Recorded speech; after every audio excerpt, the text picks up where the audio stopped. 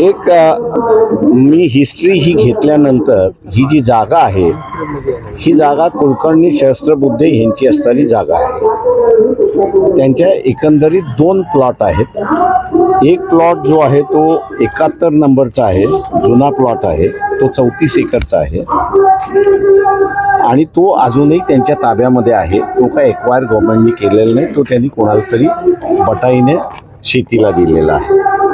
दुसरा जो आहे तो जुना नंबर 66 आणि नवीन नंबर 77 हा सरकारने असणारा तलावासाठी एक्वायर केला आणि 1965ला त्याचा असणारा कॉम्पन्सेशन कुलकर्णी आणि सहस्त्रबुद्धे यांना मिळालं आणि ते त्याच्याबद्दल संतुष्ट आहे अशी परिस्थिती आहे। तलाव बांधून झाल्यानंतर त्याची जी मोकळी जागा जी आहे ती मोकळी जागा 71 साली शासनाने लीजवरती म्हणजे इरिगेशन खात्याने लीजवरती द्यायला सुरुवात केली आणि ती पहिली लीज जी आहे ती मोफत मसला भोसले हे पारधी समाजाचे जे आहेत त्यांना ही देण्यात आली।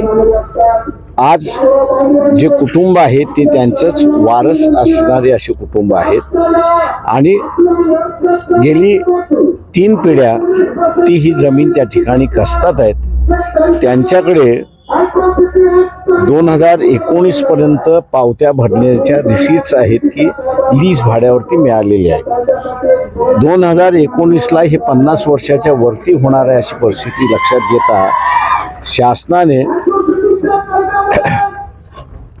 शासनाने जे आहे आम्ही तुम्हाला लॉंग लीजवरती देतो अशी असणारी परिस्थिती आहे, पण ती लीज 5 वर्षाची रिन्युअल 5 वर्षांनी करावी की दर वर्षांनी करावी याच्या संदर्भातला डिपार्टमेंटचा वाद झाला आणि त्याच्यात काही झालं नाही। म्हणून वारसदारांनी जे आहे कोर्टामध्ये स्पेसिफिक परफॉर्मन्सच्या संदर्भातलं पिटिशन एक दाखल करून त्या ठिकाणी ठेवलेलं आहे। या जागेच्या संदर्भातला असणारा जे सांगण्यात येते वाद आहे तो अजिबात कुठलाही वाद नाही। भोसले यांचा असणारा तिथे ज्याला म्हणता येईल आपल्याला कब्जा आहे, ताबा आहे।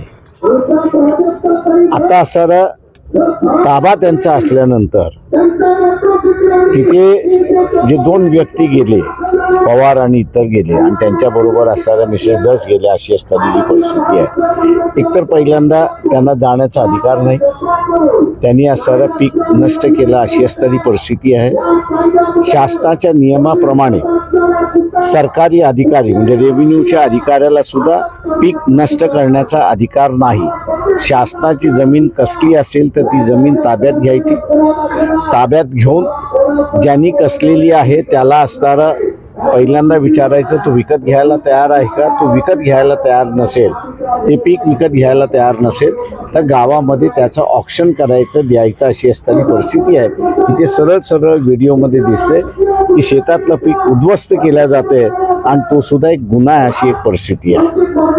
तिसरं त्या ह्याच्यामध्ये असं दिसतंय की त्या महिलेला खाली पाडलेला आहे, व्हिडिओमध्ये आवाज आहे, पाडल्याचं आपल्याला दिसत नाहीये पण तिच्या अंगावरती कोणतरी बसलेलं आहे, तिच्याशी असणारा चाळे करतात येत असं त्या ठिकाणी दिसते। आणि नंतर मोटरसायकलच्या स्वरूपामधला असणारा एक जे आहे ती बाई तिथे असणारा आपल्याला नग्न दिसते आणि तिच्याला ढकलणं अमुक करणं असं तिथे चाललेलं आहे। हा महिलांचा असणारा विटंबन करण्याचा असणारा भाग आहे असं मी त्या ठिकाणी मानतो आणि पोलिसांना एक म्हणालो की ते मला समजावून सांगण्याचा प्रयत्न करत होते की आम्ही असताना हा एव्हिडन्स घेतोय, तो एव्हिडन्स घेतोय, तो एव्हिडन्स घेतोय। मी म्हटलं तुम्ही एव्हिडन्स गोळा करताय म्हणजे असणारा आरोपीचे वकील झालेला आहात का हा पहिल्यांदा प्रश्न आहे। सुप्रीम कोर्टाचा महिलांच्या संदर्भातला असणारा गाईडलाईन आहे की पहिल्यांदा FIR रजिस्टर करा, त्यांनी ज्यांची नावं घेतलेली आहेत त्यांना असणारा तुम्ही अरेस्ट करा आणि मग तुम्ही असणारा चौकशी त्या ठिकाणी केली पाहिजे। ही गाईडलाईन असणारा आता पोलिसांना सांगितली, त्यांनी असणारा 3 दिवसाची मुदत त्या ठिकाणी मागितली आणि म्हणून आम्ही आज 3 दिवसासाठी असं टाळं ठोकायला जे आलो होतो ते आम्ही असं थांबलेलो आहोत। कायदेशीर कारवाई आम्ही या ठिकाणी करू त्या सगळ्या याच्यामध्ये परंतु एकंदरीत इथे दहशत आम्हाला असताना त्या ठिकाणी दिसते. अँटी करप्शन डिपार्टमेंट सुद्धा जे आहे ते अँटी करप्शन डिपार्टमेंटला याच कुटुंबाच्या विरोधात नॉन बेलेबल चार्जेस लावण्यात आले होते. हायकोर्टाने असताना ते फेटाळले, सुप्रीम कोर्टाने सुद्धा पिटिशन फेटाळली. पण इथला असताना ज्याला आपल्याला दिसतंय की अँटी करप्शन डिपार्टमेंट सुद्धा अरेस्ट करत नाही अशी असणारी परिस्थिती आहे. मुख्यमंत्र्यांना आम्ही असताना विचारतोय की तुम्ही राज्य चालवताय, लोकांसाठी चालवताय की इथल्या चोरांसाठी चालवताय, याचा असणारा खुलासा त्यांनी या ठिकाणी केला पाहिजे. काका हे जे कुटुंब आहे हे BJPशी संबंधित आहे आणि म्हणून जुना मनुवाद या ठिकाणी लागू झालेला आहे का, की पूर्वी ब्राह्मणांना काही केलं तरी त्याला असणारं माफ होतं, तशा रीतीने BJPमध्ये जे कोणी आहेत त्यांनी गुन्हा केला तर त्यांना माफ आहे का, याचा खुलासा मुख्यमंत्र्यांनी जाहीरपणे करावं असं त्यांना आवाहन करतो. या प्रकरणामध्ये नेमकी आता तुमची जी स्पष्ट आम्ही असणारा 3 दिवसाची त्यांनी मुदत मागितली आहे. 3 दिवसाची वेळ आम्ही त्यांना देतोय आणि त्याच्यानंतर आमची कारवाई सुरू आहे. आष्टी तालुक्यातील हाकेच्या अंतरावर असलेल्या वाळुंज गावातील पारधी समाजाच्या कुटुंबावर झालेल्या अन्याय अत्याचारासंदर्भात वंचित बहुजन आघाडीचे सर्वेसर्वा ॲडव्होकेट बाळासाहेब आंबेडकर यांनी दिनांक 28 ऑक्टोबर रोजी DYSP कार्यालयासमोरच एल्गार सभा घेतली आहे. याविषयी सविस्तर माहिती अशी की वाळुंज प्रकरणी आष्टी पोलीस ठाण्यात विनयभंगासह ॲट्रॉसिटी ॲक्ट नुसार गुन्हा दाखल आहे, परंतु एकाही आरोपींना आतापर्यंत अटक झालेली नाही.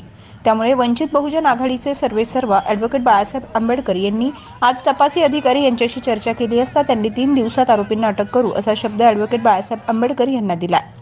उपस्थितांना संबोधित करताना ॲडव्होकेट बाळासाहेब आंबेडकर म्हणाले की मनुस्मृती असताना ब्राह्मणांनी कोणताही गुन्हा केला तरी तो माफ असायचा आणि आता भारतीय जनता पार्टीच्या काळातही त्यांच्या नेत्यांनी कोणताही गुन्हा केला तरी तो माफ करायचा, म्हणजे इथे मनुवाद या महाराष्ट्रात सुरू आहे असा संतप्त सवाल ॲडव्होकेट बाळासाहेब आंबेडकर यांनी गृहमंत्री देवेंद्र फडणवीसांना केलाय.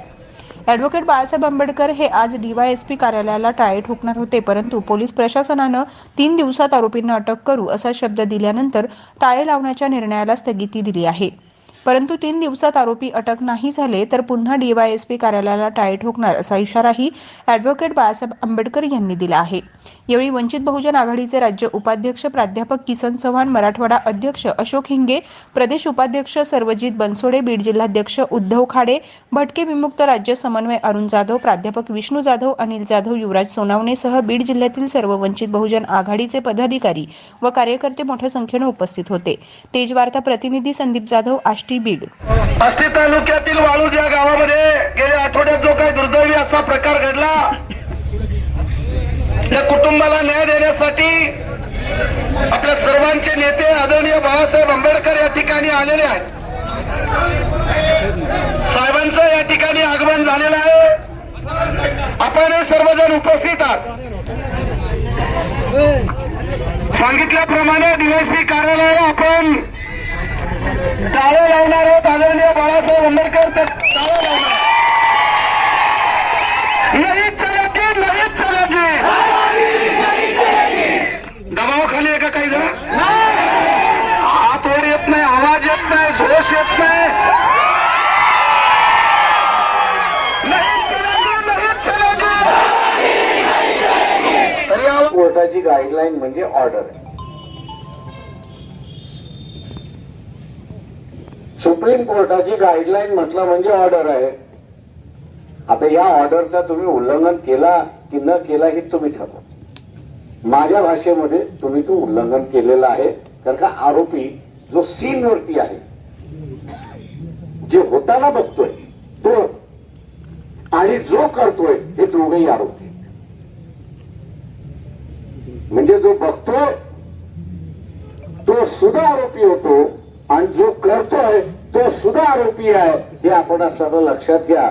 कारवाई करायची असेल तर करा. मलाच समजायला लागले की हा पुरावा तसा, तो पुरावा तसा, तो पुरावा तसा कुठं होतं. पुरावा कुठून नाही तयार करता येत. म्हटलं चांगली गोष्ट आहे, तुमचा पुरावा तुम्ही घेऊन बसा, मी अर्ज करतो सुप्रीम कोर्टामध्ये आणि वाजली बँक तर मला सांगू नका. तर का महिलांच्या अत्याचाराच्या संदर्भात सुप्रीम कोर्ट हे अत्यंत दक्ष आहे आणि अत्यंत संवेदनशील आहे. अनेक पोलिसांना त्यांनी घरी पाठवलं. राज्य शासनाचं ऐकलं नाही. हा आमचा चांगला आहे. ते म्हटले चांगला असू द्या, अनेक माणसं चांगली आहेत त्यांना घ्या, पण याला घालवा. तेव्हा चांगला चुंगला आमच्याकडे असणारा करत बसू नका. आम्ही दिलेला नियम, आम्ही घातलेला नियम याचं उल्लंघन केलं असेल तर तो आमचा गुन्हेगार आहे. बसल्या बसल्या आम्ही 3 दिवसामध्ये सगळं तपासून बघतो, कारवाई करतो. आम्ही म्हटलं तर टाळं ठोकणं हा आमचा उद्देश आहे. कारण तिथं जर काही काम होणार नसेल तर ते ऑफिस ठेवा कशाला, टाळं ठोकान मोकळा व्हा.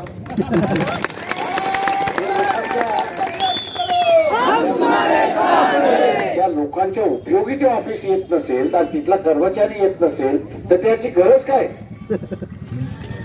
टाळं ठोकलेलं बरं. आम्ही 3 दिवसात करतो म्हटलं करा. 3 दिवसाची मुदत दिली. म्हटलं एक तर टाळं ठोकू आणि सुप्रीम कोर्टातही आम्ही जाऊ. मी अपेक्षा धरतो पोलिसांची की मी अनेक रेव्हेन्यू खात्यामधले, पोलीस खात्यामधले, हेल्थ खात्यामधले असंच कुठल्या तरी अधिकाराच्या माध्यमातून मदत करायला गेली आणि फसली, डिसमिस झाली.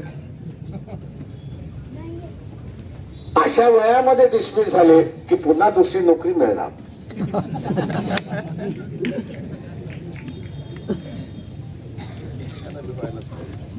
चांगली असणारी नोकरी कोणाच्या तरी सांगण्यावरून घालून आणि नंतर मग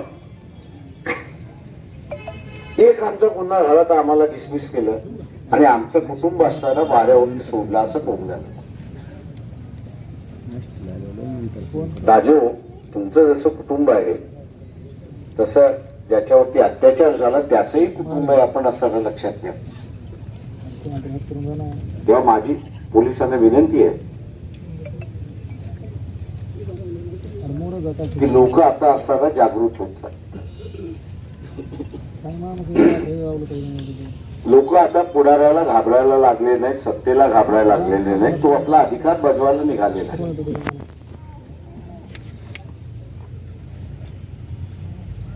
उद्या आपल्यावरती कारवाई होणार नाही तेवढं आपण असणारा बघ.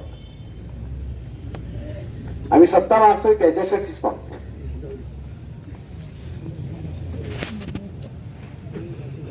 की सामान्य माणूस ज्याला नागवले जाते,